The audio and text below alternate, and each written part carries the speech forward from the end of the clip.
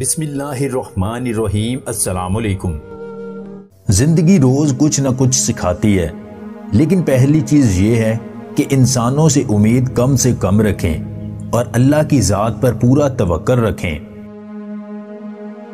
باتیں کم اور کام زیادہ کرو، کیونکہ لوگوں کو سنائی کم اور دکھائی زیادہ دیتا ہے۔ جب عورت رو رہی ہو تو اس کو چپ کرانے سے بہتر ہے کہ تم اسے چپ کر کے دیکھتے رہو، کیونکہ روتے ہوئے عورت بہت حسین ہو جاتی ہے اور ایسا نظارہ کسی کسی کو نصیب ہوتا ہے۔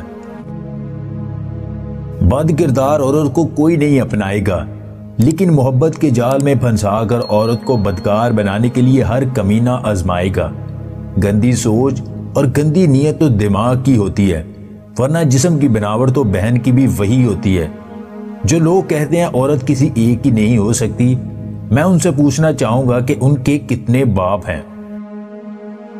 کچھ فیلنگز ایسی ہوتی ہیں جو کسی خاص شخص کو دکھائی جاتی ہیں، جہاں پتہ ہوتا ہے کہ غصہ کریں گے تو برداشت کیا جائے گا، ضد کریں گے تو مانی جائے گی، روئیں گے تو چپ کرایا جائے گا، پیار مانگیں گے تو بے تحاشا ملے گا۔ آپ کا چپ ہونا خود اپنے آپ کو سمجھائے گا، آپ کو بتانا نہیں پڑے گا۔ اور جن رشتوں میں صرف چہرے پہ مسکراہٹ ہو، کوئی غصہ لڑائی نہ ہو، وہ رشتے اچھے تو ہوتے ہیں پر خاص نہیں، اور وہ خاص رشتہ کسی ایک شخص کے ساتھ ہی ہو سکتا ہے۔